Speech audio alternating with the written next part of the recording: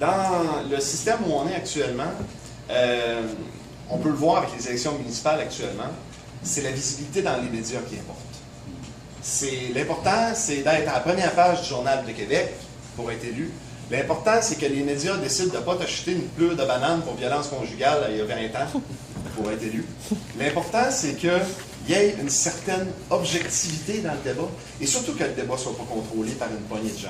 Parce que si on retourne à tous ces gens qui nous informent et on remonte, puis on va voir d'où ça vient.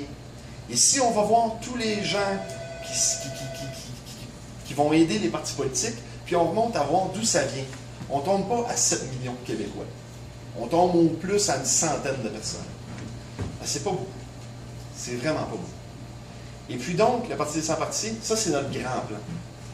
De permettre la mise en place d'une Assemblée constituante et que nous, pendant ce temps-là, on serait tout simplement là pour assurer la transition. Donc, il faut que les affaires de l'État se passent pendant ce temps-là. Donc, on a un petit programme de transition dont je vais vous parler.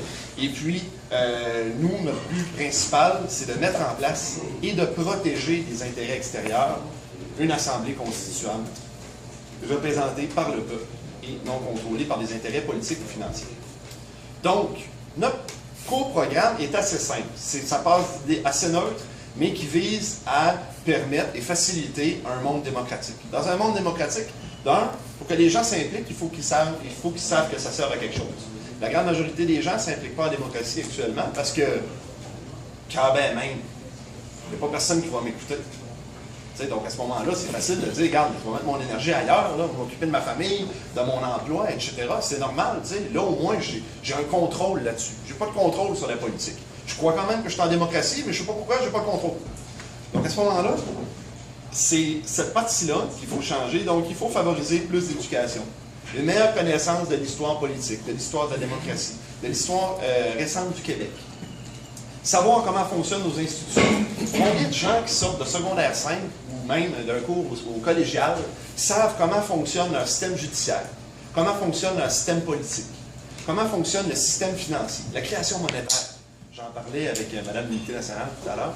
C'est quelque chose qui est peu connu et pourtant auquel on devrait s'intéresser grandement parce que ça régit toutes nos vies. La dette vient du système de création monétaire. Et puis on a toute une bonne opinion sur ce qu'on devrait faire avec la dette. Donc à ce moment-là, toutes ces petites choses-là, il faudrait que, d'un, les gens soient au courant de ça pour y penser. Une fois de temps en temps, ça prend une petite étincelle pour réfléchir à quelque chose. Il faut que quelqu'un en parle. On ne nous en parle pas, malheureusement. Et donc, ce qu'on voudrait, nous, ce serait justement une remise aux normes des institutions politiques, c'est-à-dire, au départ, pendant la transition, s'assurer qu'il y a une bonne séparation des pouvoirs judiciaires, exécutifs, législatifs, s'assurer que les gens sont bien informés, bien éduqués, s'assurer qu'il n'y a pas trop de propagande partisane inutile qui se promène.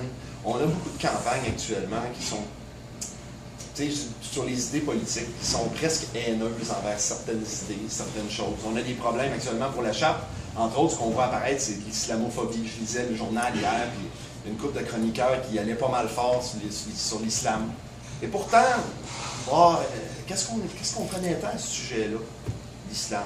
Moi, personnellement, je connais certaines... Dans l'information que j'ai, par exemple, j'en vois des gens qui sont juifs, qui sont islamiques, qui viennent d'un peu partout.